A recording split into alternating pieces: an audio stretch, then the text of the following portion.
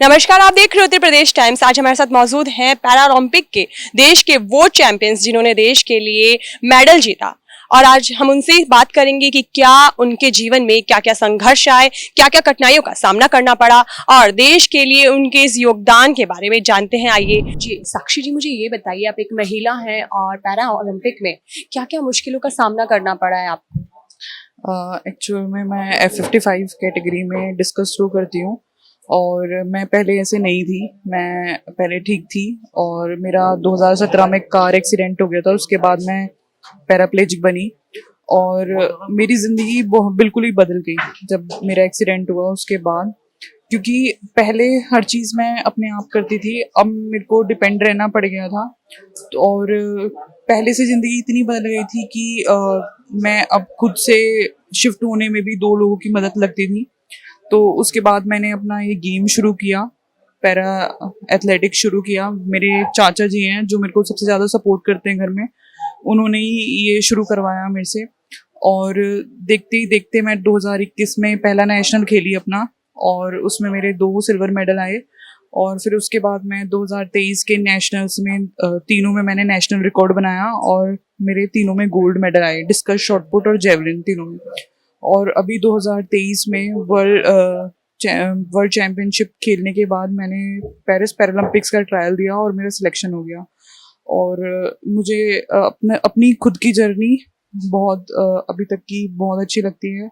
और मेरे घर वाले मुझे बहुत सपोर्ट करते हैं। इवन मेरे जितने भी मेरे साथ के लोग हैं, मेरे doctor Vipin, doctor Ravinder sir जो मेरी फिजियोथेरेपी कराते हैं, और मेरे सारे कोचेस जैसे मेरे कोच हैं आदित्य चौधरी और नवल सिंह सर। मेरे लाइफ में सबका बहुत सपोर्ट रहा है, मेरी फैमिली का।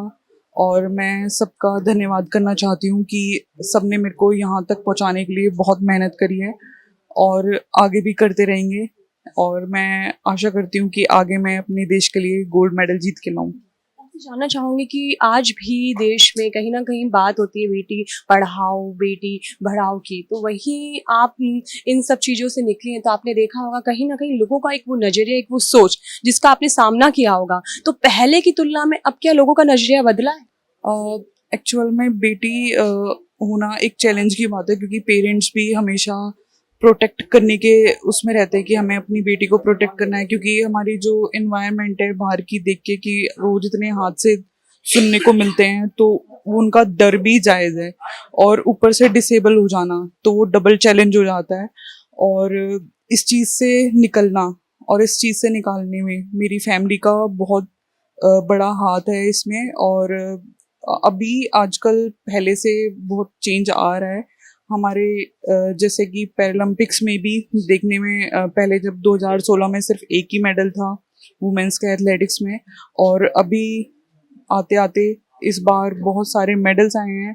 वुमेन्स का पार्टिसिपेशन इतना रहा है, तो चेंज मुझे लगता है कि आगे और भी आएगा। आपने आगे फ्यूचर को लेके क्या सोचा है? फ्यूचर के बारे में मैंने कुछ ज़्यादा नहीं सोचा है। अभी तो मैंने मेडल का टारगेट ले रखा है कि 2028 LA में जो पैरालंपिक्स होने वाले हैं उसमें मुझे कैसे भी करके अपना गोल्ड मेडल लेके आना है और अपने देश का नाम करना है। साथ ही मैं ये जानना चाहूंगी कि आप अपने देश की बेटियों से या फिर जो भी पैरा ओलंपिक की तैयारी कर रहे हैं उनसे क्या कहना चाहते मैं उनसे कहना चाहूँगी कि डिसिप्लिन होना बहुत ज़रूरी है।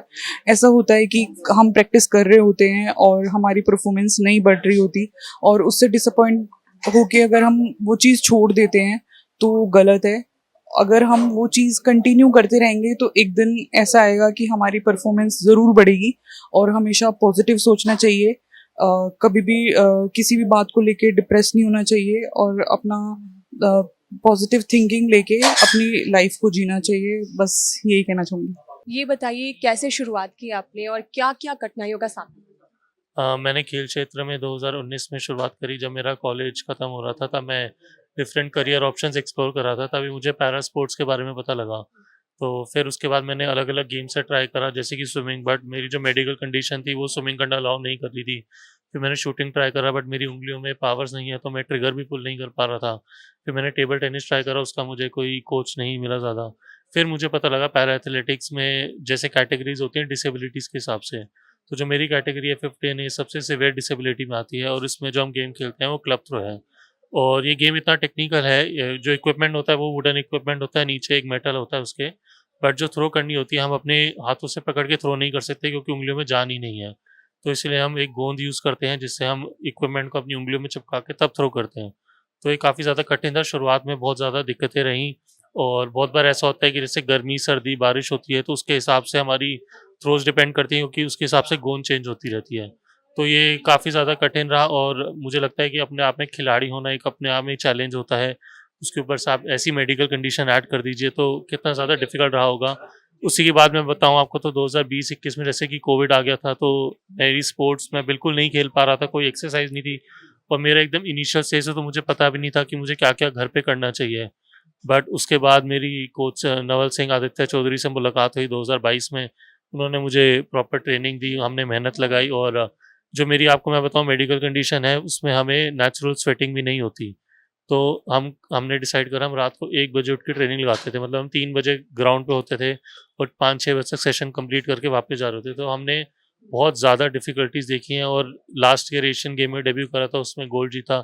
इस बार पैरालंपिक में डेब्यू करके सिल्वर जीता है और मैं अपनी टीम का धन्यवाद देना चाहूँगा क्योंकि शायद दिखता मैं हूँ, बट टीम बहुत बड़ी है। इसके पीछे मेरे कोच, फिजियो, न्यूट्रिशनिस्ट, स्पेशली मेरे फादर जो स्कॉट मुझे हर जगह अकम्पनी करते हैं, सारे कॉम्पिटिशन साथ जाते हैं, मुझे ट्रेनिंग में मेरे साथ होते हैं, थ्रो सेशंस लगवाते हैं, जिम करवाते हैं। तो उन जानना चाहूंगी जो आपके फिजियोथेरेपिस्ट हैं डॉक्टर विपिन, उनका क्या रोल रहा है? वो आपके साथ भी गए हैं? डॉक्टर विपिन जी का बहुत बड़ा रोल रहा है क्योंकि मैं आपको बताऊँ खिलाड़ी की ज़िंदगी में फिजियोथेरेपिस्ट का बहुत अहम रोल है। आज से पहले कुछ साल पहले शायद इस चीज़ को इतनी महत्व नहीं दी जाती थी, बट अब जैसे कि जैसे अवेयरनेस है, नॉलेज है, पता लगता है कि जब आप बॉडी को ट्रेन करते हैं तो उसके बाद रिकवरी कराना बहुत ज़्यादा ज़रूरी है और रिकवरी का जो सबसे बड़ा रोल है वो फिजियोथेरेपिस्ट का होता है और डॉक्टर विपिन जी ने वो मेरे साथ करा है। वो एपीआरसी में करते हैं काम और वो मेरे साथ पैरालंपिक विलेज भी गए थे, वहाँ भी मुझे थोड़ी-सी स्टिफनेस थी और बैक पेन हो रही थी, बट उन्होंने सारे पॉइंट्स दबाए, उन चीज़ को रिलीज़ करा और ये मुझे सहानुभूति दी कि कॉम्पिटिशन था, मैं तगड़ा हो जाऊँगा और वही हुआ और देश के लिए मेडल जीतने का सौभाग्य मिला। तो मैं विपिन जी का भी बहुत धन्यवाद करना चाहूँगा। फिजिकल फिट की बात हो गई, आप अपने आप को मेंटली कैसे? मुझे लगता है कि फिज़िकली फिट होना जितना ज़रूरी है, उससे कहीं ज़्यादा ज़रूरी मेंटली फिट होना है। क्योंकि अगर आप दिमाग में दृढ़ नहीं होंगे, मज़बूत नहीं होंगे, तो आपका शरीर मज़बूत कैसे हो सकता है? तो मैं मतलब बहुत सारी मेंटल एक्सरसाइज़ करता हूँ, मेरे पास मेंटल हेल्थ कोच भी हैं, जो मुझे राइट गाइडेंस देते हैं और मैं मेडिटेशन भी करता हूँ। तो मेंटली मुझे लगता है कि जितना ज़्यादा मेरा माइंड अच्छा रहता है, काम रहता है, मेरी बॉडी उतनी ज़्यादा फिज़िकली सिंक करती है और दोनों तभी बेस्ट दे पाती हैं, तो मुझे लगता है उनका बहुत बड़ा रोल है। बताइए कि आपने कैसे सोचा कि मुझे पैरा ओलंपिक में भाग लेना है, मतलब कि मैं इसकी तैयारी करूं? फैमिली क्या सपोर्ट रहा? शुरुआत में मैं आपको बताऊँ तो हमें कुछ भी नहीं पता था क्योंकि मेरी फैमिली का कोई स्पोर्ट्स बैकग्राउंड नहीं है।